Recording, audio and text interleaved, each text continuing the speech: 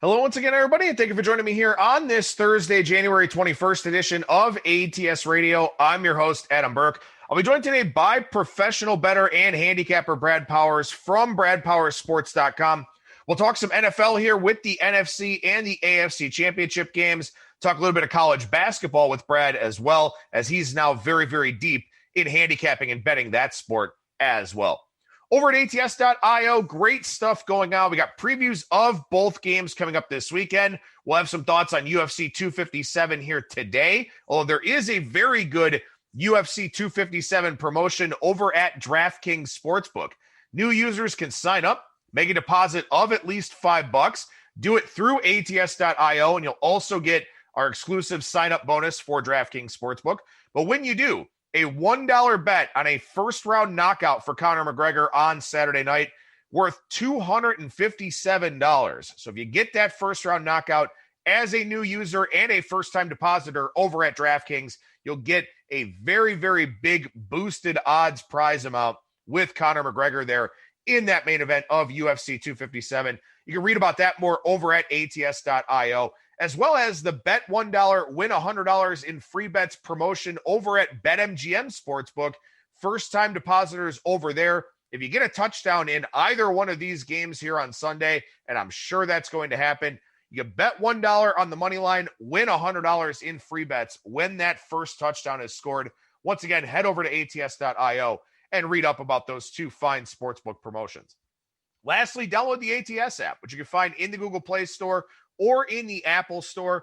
Full article integration from the website. It's a bet tracker. It's an odds screen. You got a statistical database at your disposal there to do some more research and some more handicapping on the games. And like I said, full article integration from the website so you can read our thoughts, our picks and previews from our excellent writing staff. Download the ATS app today. With that, we bring on professional bettor and handicapper Brad Powers from bradpowersports.com. And Brad, how's it going today, man? That's going well. How you doing?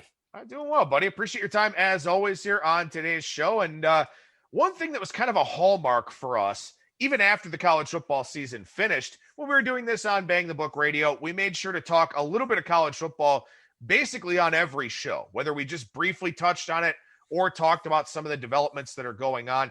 And there has been some stuff in the news cycle. Coaches are building out their coaching staffs. Tennessee, obviously, moving on from Jeremy Pruitt, now having to worry about some recruiting violations and all of that. Are you doing anything with college football right now? Just kind of keeping up with the news, or is it off to the side for you? Just keeping up with the news. I started filling out schedules. I think the Big Ten and the independents are the only ones that are completely set. I mean, opponents are known for a lot of conferences, but not necessarily, when the games are going to be played. So filling that out. So some early season, real early, season win total projections, I've done for about 20, 25 teams. But other than that, not too much. I'll wait till after the recruiting classes are finalized here in a couple of weeks. And then I start really, I looked at the early entries as far as the, who lost more than what they probably expected as far as the early entries to the NFL draft. Like a team like USC lost quite a bit. Stanford lost, unexpectedly their quarterback. Kind of things like that I've kept up on, but it won't become, more of a weekly thing until February and March for me. But certainly, I mean, obviously Tennessee's the story this week. Just an absolute dumpster fire. And, the thing that kind of gets to me is, how ridiculously, the expectations of the fan base are. They act like they're Alabama. And the reality is Tennessee isn't. I got to say, man, we know that recruiting violations happen all the time. It's just a matter of if you get caught or not. But, man, if you're going to do wrong things, if you're going to put yourself and your program at risk, man, at least be better at football. I mean, damn, getting caught and not being any good. That's doubly bad. Yeah, it's not, handing out McDonald's bags of cash is at least the theory, or maybe not even the theory. Maybe that's, yeah, I don't know how you make that up. So, I mean, I don't get it, because I mean, it's not like they signed a bunch of, it's not like Old Miss under Hugh Freeze signing like number 2, number 3 recruiting classes. I mean, out of nowhere, that you kind of knew something was going on. It's not like Tennessee has signed anything like that, and it's not like, comparing it to Old Miss. Yeah, it's not like Tennessee was playing in the Sugar Bowl either. I mean, 3-7 this last year. So, I mean, they got the worst of both worlds. I mean, they cheated and they still couldn't win.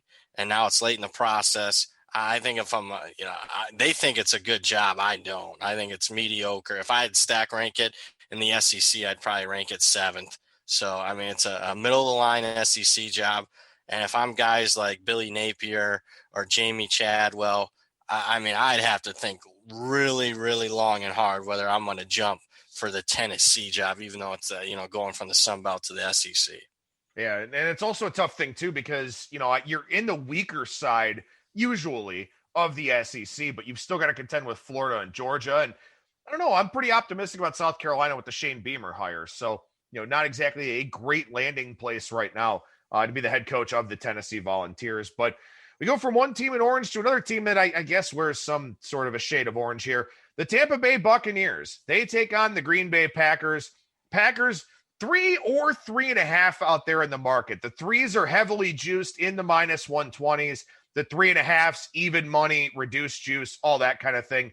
Total of 51 primarily across the market here for the NFC Championship game, Brad. What's sort of your starting point here in terms of side and total? Starting point for me, the total's kind of tough for me. Maybe a very slight lean under, and we're talking Totino's Pizza type of bet there. My preference and what I did bet a little bit bigger, I'm going to lay the 3, even though it's heavily juiced with Green Bay. And, I guess I should feel stronger in it. There's a little bit of trepidation because I just lined up pretty big against Tampa Bay last week and lost. But, I mean, it's not me, trying to sugarcoat and try to force, my thinking to be right.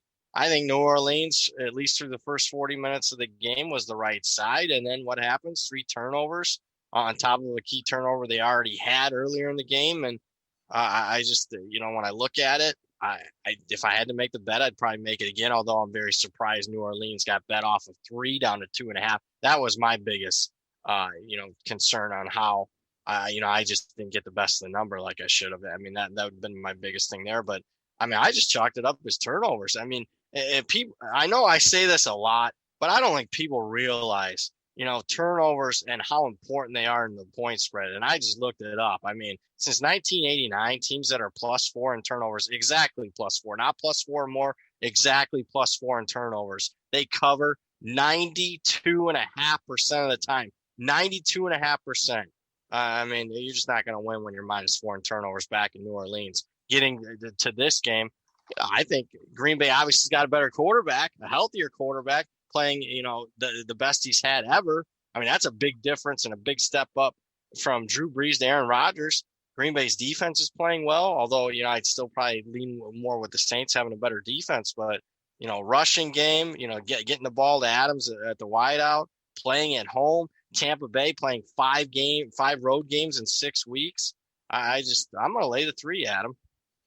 And I think you have to look at it too, in the sense that, I mean, look, there were so many outliers in play with that Buccaneers Saints game last week, not even just the -4 in turnover margin. And I can't imagine that's happened a whole lot in the Drew Brees era. I'm sure that's something that's very, very rare. Maybe a -3 every now and then, -4 or higher. That's something that doesn't really happen. And Michael Thomas got shut out. I mean, there's no way in hell you handicap that game expecting Michael Thomas not to have a single catch, let alone the turnover margin. So it was a significant outlier for the New Orleans Saints that the Tampa Bay Buccaneers benefited from. And the irony of all ironies here going into this NFC Championship game, as we've talked about a few different times this week, is that in the first Tampa Bay Green Bay game, Aaron Rodgers was awful, 16 of 35, like 160 yards, I think it was, threw a pick 6, had another pick returned to the 2-yard line. Another example of Tampa Bay benefiting from a significant outlier. And maybe it happens again. And maybe, they have a great offensive performance here and they cover the spread and maybe they win the game outright. But to me, coming off of an outlier, with an outlier as a reference point earlier on in the year, I just look at Green Bay and I think, okay, well, things can't be as bad as they were in the first game, and certainly won't be as bad as they were for the Saints last week. I looked it up. First time the Saints were -4 in turnovers. I didn't look 4 or more, but -4 exactly in 6 years. Sounds about right.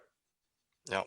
So, yeah, it doesn't happen very often. And I'm glad you brought up, another, because, when I was writing up the game, and I do my write up for my newsletter, and I try to make it like a little bit of a story. And I talked about last week, the turnovers. And then because you're such a good broadcaster, naturally you talk about these two teams that have already played, and turnovers obviously played a major point in that one. And you obviously outlier when Rodgers throws 2 of his 5 interceptions of the entire season in literally a matter of minutes. I mean, is Tampa Bay a really bad matchup for Green Bay? I don't know. We're going to find that out, obviously, this weekend. Because, I mean, if Tampa Bay, beats me and wins the game outright, then I'm going to chalk it up. Hey, there's something in football that I just don't understand as far as Tampa Bay being a really bad matchup for the Packers. But again, I'll chalk it up as turnovers there, likely not to replicate it itself. I remember watching that game. I mean, after those 2 turnovers happened, I mean, Green Bay kind of waved the white flag on the game. I mean, it was over. They weren't going to win. So I'm glad that you brought that up, because that was kind of my second, point of emphasis. A couple of outliers, and me, I like betting. Whether they're on outliers or against them, I'm always looking for that, because usually outliers represent overreaction in the marketplace. And when we think back to that game, that was all the way back in week 6.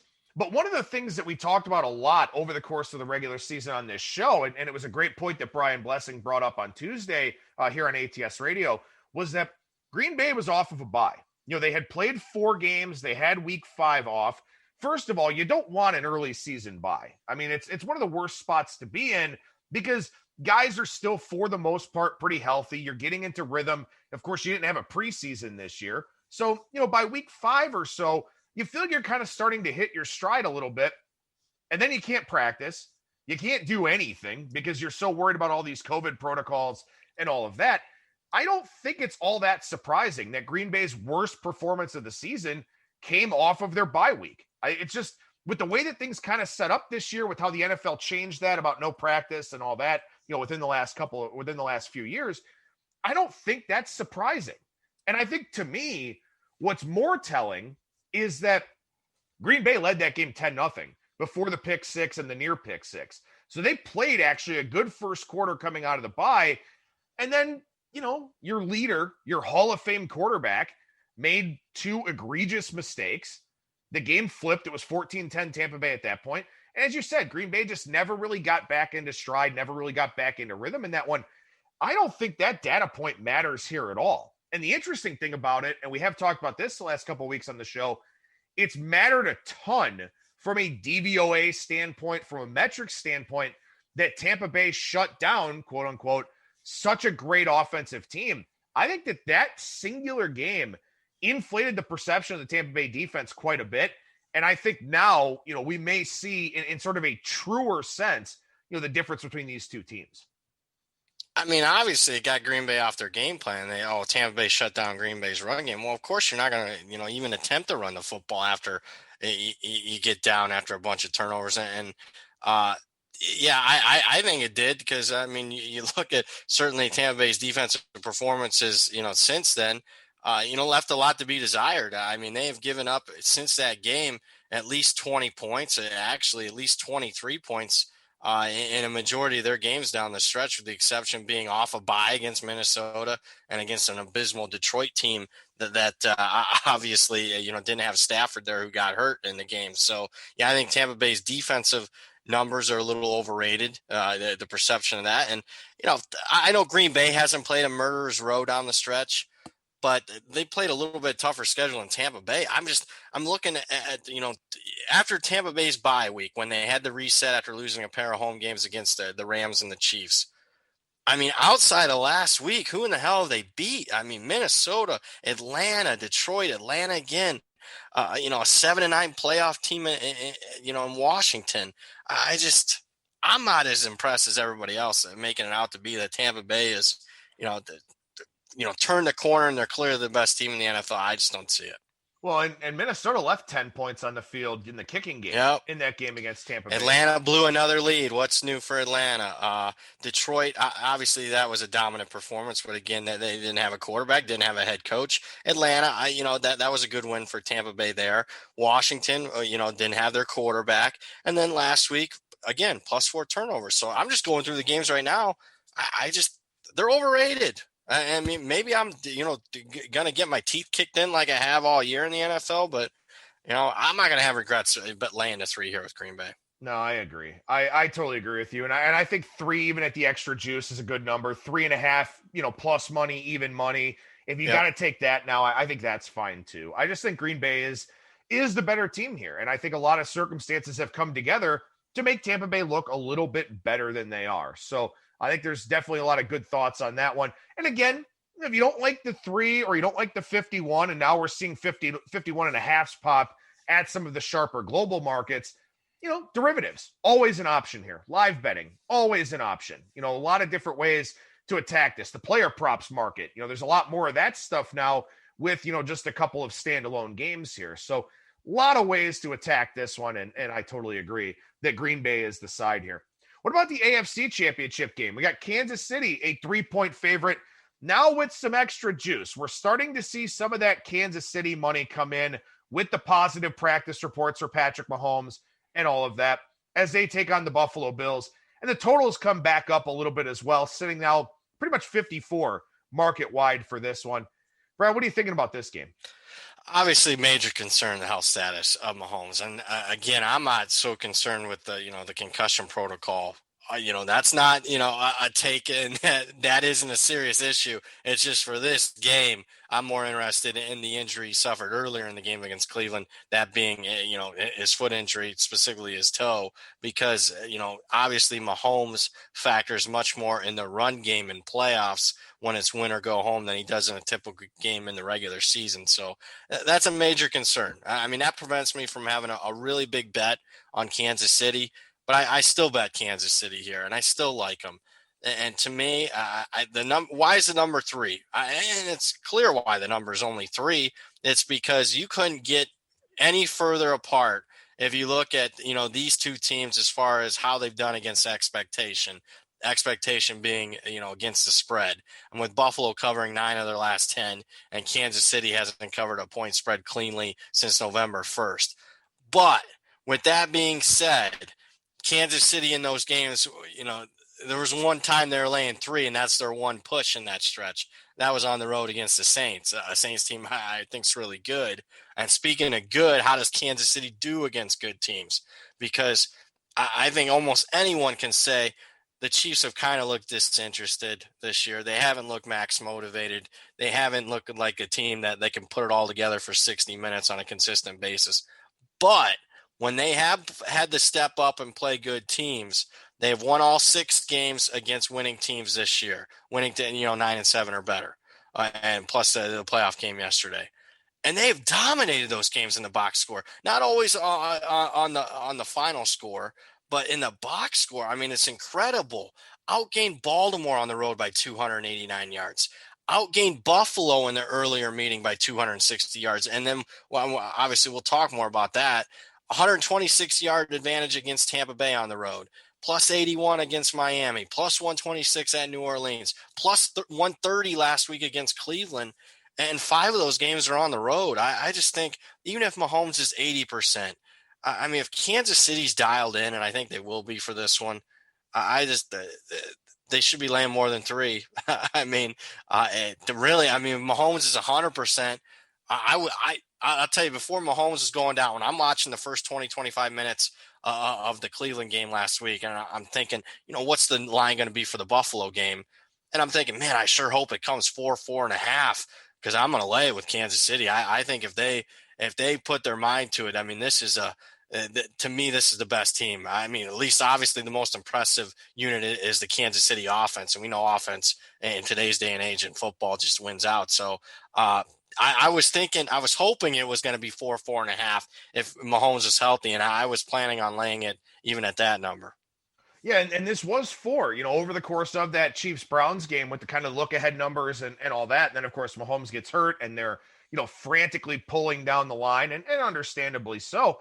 When you look at Kansas City here, I mean, they were a home dog to Minnesota in 2019, Week 9. Mahomes didn't play that game. I think that was Matt Moore that wound up starting that game for them. And the other one where they were only a 3-point favorite, the AFC Championship game a couple years ago against the New England Patriots. They did lose that game 37-31, only a 3-point favorite there in that one. So I mean, we're talking about a situation here where you don't get this kind of price on Kansas City. I mean, you just don't. You Not at all. Don't get it at home. So, and I understand, watered down home field advantage and this and that. I do think that the crowd did play a factor in last week's game for Kansas City. And I talked about this earlier in the week, but it's a good time to do it now here as well. The Browns, and I understand the Browns are in a spot that they're not accustomed to. They've got a first-year head coach, a third-year quarterback that was in, the biggest game of his lifetime. But they had issues getting the plays in early in that game. They had clear communication issues, burned a timeout early in the first half, probably could have gotten a delay a game or two. The play clock had gotten down to 0. The referees just hadn't thrown the flag yet. They were having issues getting those plays in. They were having issues getting lined up, getting all that pre-snap motion, giving Baker a chance to actually look at what the Kansas City defense was doing, because he was busy watching his motion men, making sure they weren't going to get an illegal formation penalty or something like that. It hurt them in the first quarter and a half of that game. Then they kind of settled down. They kind of found their way. But that was something I feel like did have an impact early on in that game for Cleveland. I'm not saying it will for Buffalo. I don't know if that's the case. But it was a different kind of atmosphere that the Browns really weren't accustomed to, and it kind of showed early in the game. And really the only reason it was a game going into halftime was because the Chiefs left points on the field and let Cleveland hang around. Certainly, I mean, Cleveland guys are going to say, they fumbled at the one. I'll give you that. But also, Kansas City missed an extra point, missed a field goal. Mahomes got hurt. I mean, if Mahomes doesn't get hurt, even if you add the touchdown that Cleveland missed right before the half, I still think Kansas City covers that game. I love that you bring up the crowd, because this is another thing that nobody's talking about. Kansas City's pretty much had, 15, 20,000 at their games all year. I'm looking at Buffalo's schedule. Have they played on the road in front of that many fans this year? And I know, you're scoffing. I mean, these are professionals. They certainly can handle 15 or 20. But, when you've been accustomed all year to playing in front of nobody, they just finally got some, 5,000-6,000 fans at home for the last 2 games. They didn't have any fans at home for the first 8 home games of the season. The only one, I can't remember the Denver game because there's some college games going on that Saturday that I didn't necessarily pay attention to that one. That's the only one I can think of that there was, significant crowd, possibly, and by significant, I mean like 15,000 that Buffalo's played in front of, at least as far as an opponent this year. So, yeah, it might be a little bit of a shock. And I would argue, if I'm stack ranking at least home environments that I've seen all year in the NFL, Kansas City's one. You can still hear the chop there going on as far as at Arrowhead. So I'm glad that you brought that up. I'm not sure that's necessarily getting appropriately priced in the marketplace. And again, I don't know if it has an impact in this game or not, but I feel like it did for Cleveland. And that's the thing. We talked about this a lot last week with regards to the Browns-Chiefs game, that, you have to outscore Kansas City. This is a lot like going up against Alabama in the sense that you're not holding them usually to, 21 points. You're just not going to do it. You've got to score with them. You have to match them score for score, hope you get a turnover or a red zone stop or something like that. And if the Browns, would have had more success offensively in the first half, that's a different game. Maybe Buffalo starts faster. Maybe they're just better equipped, for that kind of start. I don't know. But I do think it's really interesting to sort of look at everything that goes into this game, where, as you said, Buffalo is a team that has exceeded expectation a lot. And I give them full marks. I think they're an excellent football team. But I think here, you're stepping up against the big boys, a team that, you don't get this -3 price with often. Mahomes should be fine. And even if he's not, you think about the coaches around the NFL that could game plan around a quarterback injury of some sort. Andy Reid's at the top of that list. So he'll figure something out to give his quarterback the best chance to win. I think it's chalk this weekend on Sunday. I think it's both Green Bay and Kansas City. And I'll tell you, now that Andy's finally won a title, he's a little bit more loosened up. And I think obviously the play call, throwing it with Chad Henne on fourth down, kind of showed that, obviously Andy dealt with a lot of clock management issues and whatnot, and, maybe some questionable play calling there. But now that he's finally won a championship, I don't see it, because one other thing I want to bring up is I'm hearing a lot of people, Buffalo clearly played much better than Kansas City down the stretch, especially since they lost to Kansas City in the first game. And I looked at it. Okay, Buffalo went 11-1 down the stretch since the Kansas City loss, the only loss being, again, the Hail Mary against Arizona. And then I looked at the Kansas City side. I'm like, well, how have they done? 10-1, and the only loss was when they rested everybody in week 17 against the Chargers. And people are going to say, well, that's where the spread comes in. Well, does the spread necessarily come in when you're only laying 3? Kansas City's won a majority of their games by 3 or more. It's not like they're laying 6.5, 7 here like they've been most of the season. So that's why I looked at the straight up a little bit. So yeah, again, call me square. And I even reached out to a couple of NFL guys I really respect that have been having better seasons than me. And typically I'm not, big on laying points in the NFL. I'm just not.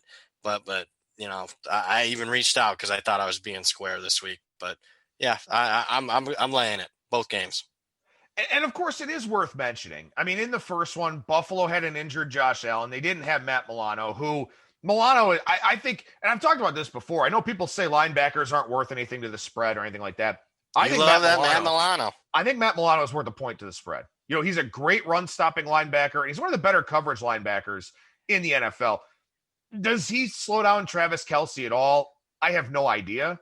But at least the chance, the hope is there that he can, since he's actually healthy and in this game. But, still. I mean, it was a domination in the first game. I know it was a weird spot for Buffalo and Allen was hurt and all of that. But, also, too, we've spent all kinds of time this season talking about Kansas City not doing that, not performing up to expectation, winning box scores, but not covering spreads. So it's only fair that when they do it, when there was a data point when they did it, I think we have to give that the proper credit too. Absolutely. And I see it. And obviously, Buffalo is a much improved team since that game. But again, that's factored in. Kansas City was laying 5.5 on the road. Now they're laying 3 at home. So again, that's more than factored into the point spread. And I'm sure they're going to be better equipped. But I would argue that 9-point final that Kansas City won by probably should have been, in typical Kansas City fashion, probably should have been more of the fact that they outgained Buffalo by 260 yards and put up 250 rushing yards on them. All right, so we take a look here in terms of some look-ahead numbers for Super Bowl 55. And, of course, if Tampa Bay wins, they will be at home for the Super Bowl, the first team in NFL history to be playing in their home stadium. The 49ers and the Rams played close to home, but didn't actually play at home. This would be at home for Tampa Bay at, I think it's still Raymond James Stadium down there on the Gulf Coast of Florida. So if we get chalk, if we get Packers and Chiefs, I'm seeing Chiefs -2, total 55.5. If we get Bucks Chiefs, Chiefs -3, total 55.5. If the Chiefs do win, anything sound off about those numbers to you? No, they sound about right. Two seems. Yeah, those seem pretty good to me. Nothing that I would run to the window and bet. I would look just because. If Tampa Bay wins and then they're finally playing at home, I would want 3.5, which is what the spread was when Kansas City was at Tampa Bay earlier this season, and obviously Kansas City won by 3. So, and that would be the only thing that I could think. I'd probably lean Kansas City -2 over Green Bay, especially if Mahomes is close to 100%. But that's even tough for me. But 3.5 is what I'd want to take with Tampa Bay. That'd be it. And if we look at Green Bay, Buffalo, we got Green Bay -2, maybe -2.5 there. Total. That's the bet. That's the bet for me. I'd lay it with Green Bay. Are you kidding me? And then if we get the two dogs here, Bucks and Bills, seeing that one as a pick 'em out there in the marketplace, 54.5 the total. Tampa. So what I'm seeing there is, the mispricing with me, and at least my perception is on the Buffalo side, because I at those two numbers right there, I would really want to take Green Bay and Tampa Bay. I mean, I guess, we would have to give Buffalo a lot of credit for beating. Hell yeah. But again, yeah, that's a good point. Again, but how do they win? Is it because is Mahomes 100% and they beat a 100% Mahomes, or is he gimpy out there and he's not the same and that's why they won? So I wouldn't give him as much credit in that regard. I will say this, no matter the matchup that we get, again, I mean, we're talking about the biggest number being maybe 3 or 3.5 Kansas City against Tampa Bay. We're talking about totals in the mid 50s where, you're going to have a very good offense no matter what the outcomes are in the conference championship round here. You're going to wind up with a very, very good set of quarterbacks in the Super Bowl, no matter what the outcome is this weekend. So should be a lot of fun, in that regard. I mean, from a player prop standpoint, from a competitive game standpoint, bummer that a lot of people probably won't be getting together for Super Bowl parties and all of that. But, should be a lot of betting opportunities to say the least. They say you won't, but I'm sure. Oh, yeah. And one thing I want to note is, obviously, if you don't believe it's all offense now in football, I looked at the DVOA numbers, just regular season, and Tampa Bay's 3, Green Bay's 1, Buffalo's 5, Kansas City's 2. So 4 of the top 5 offenses are left. So each offense left is top 5. That shows you something. Then you look at the defensive rankings, 5, 17, 12, 22. I mean, above average at best defense. So it's an offensive game, and no matter who it is in the Super Bowl, it should be an interesting matchup. I'm guessing that, they want Kansas City and not Buffalo, but that's nothing against Bills fans who are having a great season. I'm glad to see that. But as far as the TV networks, I think they want Kansas City, and then it wouldn't matter on the other side. Yeah, I mean, I think that, Brady being back in the Super Bowl is something that would probably resonate a lot more. It would also be really interesting to see Buffalo get there and see, because unless you're, a Buccaneers fan or a Packers fan, you probably find yourself rooting for Buffalo, even if you've got a bet on the NFC side. I mean, again, that's a team that lost 4 straight Super Bowls. They, have played second fiddle to New England for the longest time. I mean, people are going to root for Buffalo. They're going to want that underdog story. And I think no matter what matchup you get, it's going to make for compelling TV. So it should be a whole lot of fun, regardless of what we wind up getting. And, look, I mean, we got 2 Hall of Fame quarterbacks in the NFC Championship game. One that's probably on that trajectory in Mahomes.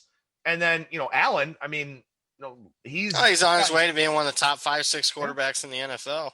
Yeah. I mean, what more could you ask for, I guess, Especially that's what I think it's, good coaching for the most part too. I mean, Bruce Arians, but then again, you got to coach on the field and Tom Brady, but I think it's, some good coaching matchups. Yeah. I mean, obviously I'd throw the Saints in there, but other than that, I mean, these are your best teams. And I know people love the underdog stories and all that. I want to see the best teams go at it. And I mean, for Pete's sake, I mean, the combined record of Buffalo and Kansas City's 30-5. I mean, it doesn't get any better than that as far as an AFC matchup. So I mean, it's 4 of the 5 best teams in the NFL that, left and playing. And in a COVID season when we didn't even know we were going to play, I'm excited that we're finishing up. And kudos for the NFL. There were some issues there with scheduling and games and whatnot in the middle part, but every game's been played so far. Absolutely. And we'll talk about the Super Bowl 55 line next week, talk about kind of organizing some of our prop betting thoughts. And then on the following week's show, we will talk about a lot of props because we should have most of those posted by that point in time. We'll finish up today's show, though, Brad, by talking some college basketball. And one of the primary talking points that we discussed on Wednesday's show was conference specialization. Whether this isn't your day job, and of course for both of us it is, but for a lot of our listeners out there, betting, handicapping, not your day job. A lot of people probably have kids, a significant other that needs some attention. It's very hard to try and go through, 355 teams or whatever here in Division I this year. The Ivy League not playing, a couple of other teams not playing, but really, we've got 335 some odd teams you have to handicap. Or you can focus on a specialization, kind of narrow down a little bit, and just look at some conferences specifically. You do college football until the bitter end. You obviously do a lot with NFL as well. What are you doing to get, into this college basketball mindset?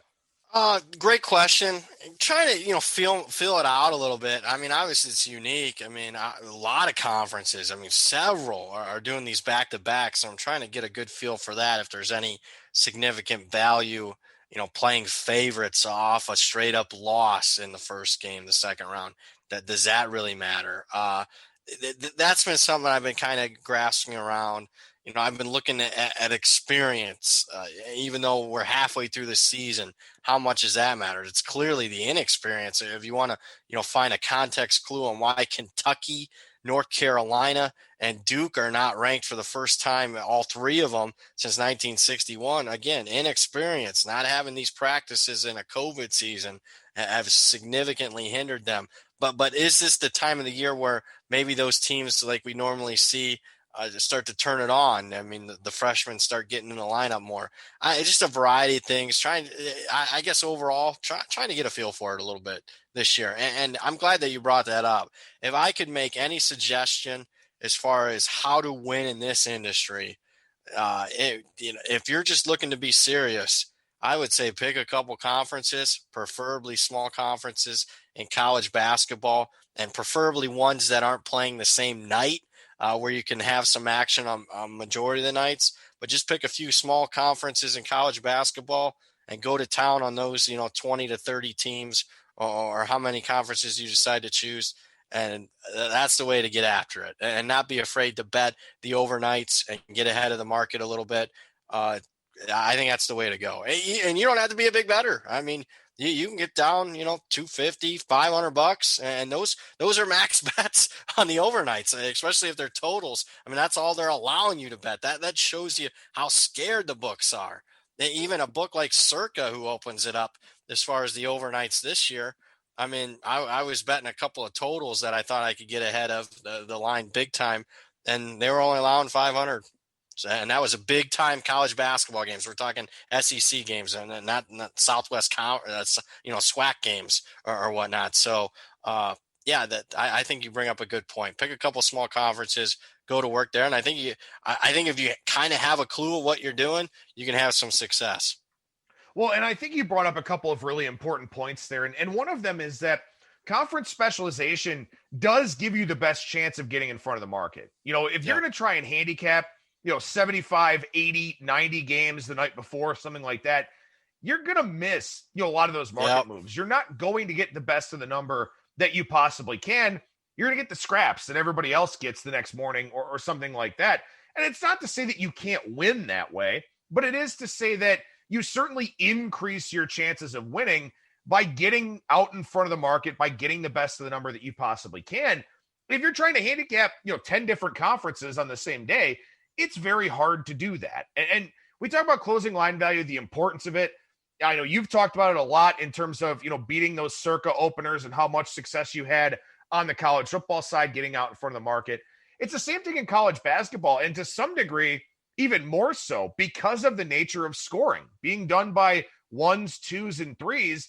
We're talking about line moves that, maybe move a couple of possessions. In college football, you're not getting a couple possession line moves. You're getting, 2 or 3 points, something like that, to where you still want to get the best of the number. Maybe it's not as critically important in a sport like that as it could be in college basketball, simply because a lot of games fall around the number. You've got late game falling situations and all those types of things that, if you're specializing in a conference, you can get that line value. And all you can do in this business, and we talk about this all the time on this show, the only thing you have control over is when you enter the market and the number that you get. And after that, you can buy back and all those kinds of things, but then it's kind of up to the game playing out to your expectation and hoping that you win as a result. Couldn't have said it better myself.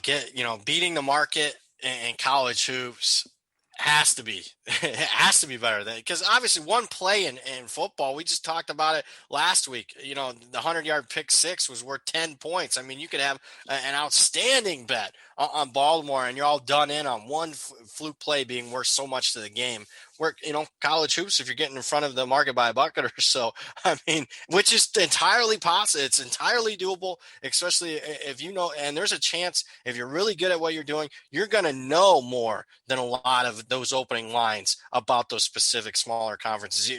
You can be smarter than the market. And I'll just tell you this, if it wasn't for the media, if it wasn't for my first love being football and specifically college football, if it was just, you know, some guy off the street and you know, I didn't have to do media, you know, didn't care what sport they handicap, I would tell that person, grab college basketball, pick 4 or 5 conferences, and go to work. I mean, if you want to make some money, you want to be in kind of a side gig at the start and maybe turn it into a full-time gig, that's what I would do. I would handicap college basketball.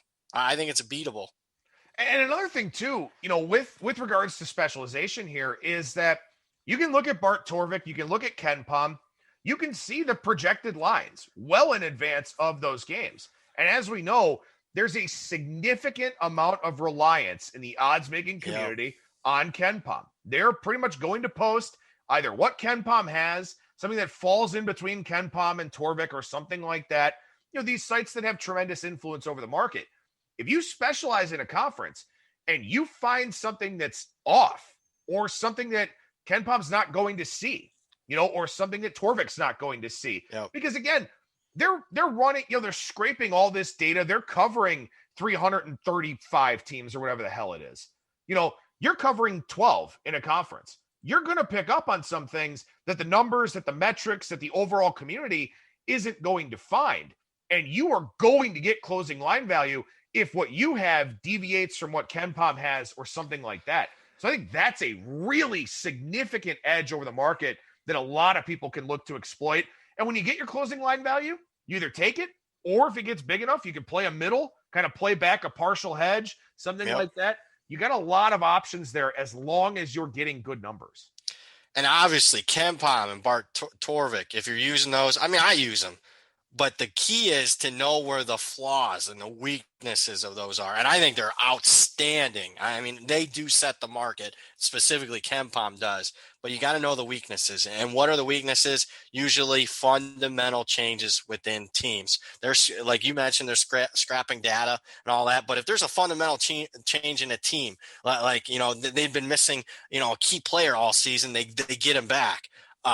That's not factored into a Ken Pom projection. It's just not. And that's a major weakness. You know, I'll use an example from a couple of years ago. Duke like switched up their defenses and went to like more zone. And, you know, Ken Pom didn't have that factored in. And if you just blindly bet the under in a bunch of Duke games, you hit like 6 or 7 in a row, and the market was moving after open 5, 6, 7 points at a certain time. That's what you're looking for. You're looking for the weaknesses in those. I mean, they're a good starting off point, especially if you're looking for matchup specifics and you're factoring in strength of schedule disparities and whatnot. Yeah, of course, use them. But if you understand the weaknesses, you certainly can take advantage of it, because I can tell you the bookies are looking at those Ken Pom projections, and more often than not, especially for smaller conference teams, whatever that projection is, side or total, that's the number that's getting posted. I mean, within a half point to a point on almost all of them. I mean, I see it, you see it. I mean, that's what's going on. And sometimes there's flat out mistakes in it that they've just used the Ken Pom number and people have taken advantage of it.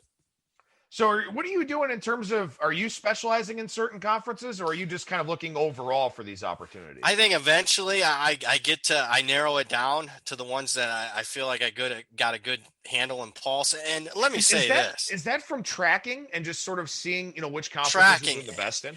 I handicap as many teams as possible. So I don't go heavy unit size. So, I mean, maybe I got some customers listening to this and they're like, wow, he's sounding really confident that it's beatable and whatnot. Let me say this. It's not necessarily beatable for me for the first month. Where, you know, usually my first month doing it, I go a lot less unit size because I'm meandering and figuring my way. I mean, if I was really serious about college basketball, I'd quit doing college football in late October and early November, and I just focus all on college basketball. I don't do that. So I am behind. So what I do in the month of January is, I don't handicap every single team, but I do as physically possible. I handicap as many teams, try to get a pulse. And I have one thing that I do have, and it's helped me in my life. I mean, I don't have good genes as far as the look side, but I have good genes as far as the memory side. And if I go through a team a couple of times handicapping them, I got a good feel for that team and what they're all about. So I do as many teams as possible in January, and then I start narrowing my focus in February. No, I think that makes a lot of sense. Any games that you're looking at, either tonight or front ends of back-to-backs that you may look for something tomorrow on that you can think of off the top of your head? You know what I'm really interested in? This Colorado State-Utah State game. I mean, Utah State, to me, I have played against them a couple of times. I've come up and I was playing against them because I thought they had played a weak schedule, the Aggies. But if you want to talk about a team that the market hasn't properly accounted for here, Utah State's covered, I think, now 10 straight games. So, and what's interesting to me, and I bet I faded that on, a couple nights ago, and, another loser for me back in Colorado State. I just, if you're looking for context clues in the market, that one's really interesting to me because Utah State's covered 10 straight games, and yet I'm seeing money come in a little bit on Colorado State. That's kind of peculiar to me.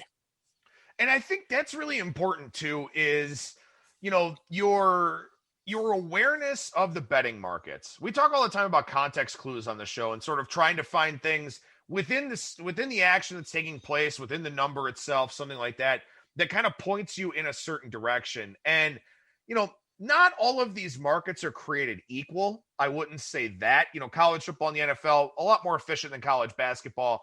The NBA obviously kind of dependent on who's playing and who's not. But you can pick up on some of these things if you've got this high level of awareness within the market. And because you follow the market so religiously in other sports, I think that does help you on the college basketball side as well, to the point where you'll look at the board overall and something will just kind of stand out to you. For me, being a writer, being an editor and all of that, I don't know what it is. It's sort of some crazy talent or something like that. If I'm editing something, my eyes, even if I'm not looking at it, will automatically gravitate to a typo or something gets spelled wrong or something like that. I can't really explain it. It's almost like a second nature kind of thing. You probably have that with the betting market too, where you'll just be kind of looking through and then all of a sudden your eyes will focus in on something that doesn't look right. Yeah. And certainly as I get, more involved, and it's only been like 10, 12 days as far as college basketball. Yeah, it certainly, and to me, I'll just say this, because, one thing I also do much more than I do in any other sport, I handicap the handicappers. Hey, there's been college basketball specific guys that's all I've been doing for the last 3 months. And obviously I'm behind, so I'm going to handicap the handicappers. What are they seeing that I am not? But I will say this, sometimes I get sent this information, these plays, and if it's a small game and I see the market going in the other way and it's one of these, extra boards, added board games, I get very leery on that because, who is betting, Fairleigh Dickinson and Merrimack? If you see a line moving that one and you want to fade it, I tip my cap to you. You got more guts than I do because to me, especially early on in the process, if you're looking at overnight moves, early morning moves on game day, I just chalk almost every single one of those big moves, whether it's a 1.5, 2 point side or total on some of these smaller conferences. I chalk almost every one up, Adam. That's smart move. That's smart money because that's who's betting that game. Joe Public isn't. No, that's an excellent point. Definitely something to keep in mind here. We will continue more college basketball talk with professional bettor and handicapper Brad Powers from bradpowersports.com as we go along here throughout the next several weeks. But Brad, what's happening over at the website right now, man? Yeah, a couple of things. Obviously, my newsletter, I talk about it, and I know football's wrapping up. But if you want an early bird price going way up after the Super Bowl. It's $69. You want to take advantage of that early bird price. You're going to be covered for the AFC NFC championship game. Although if you're listening accordingly today, you know where I'm at on those two. You got the Super Bowl, and then you got all of next season. It's college football. It's the NFL. And don't forget the off season. I mean, I have an all-time, documented by the world record on my season win totals. And these are ones that it's not ones that I bet the openers. We're talking, released in August season win totals after the market has kind of cleared itself up. College football season win totals last 6 years, 62%. So just don't think, it's not worth it during the offseason. I give you monthly offseason issues, whether it's NFL draft bets, whether it's early college football bets. You get covered, $69. It's my newsletter. If you're interested in the college hoops, that's daily. That's $99. I don't mention prices too much here, but that's what the prices are. Go to BradPowerSports.com.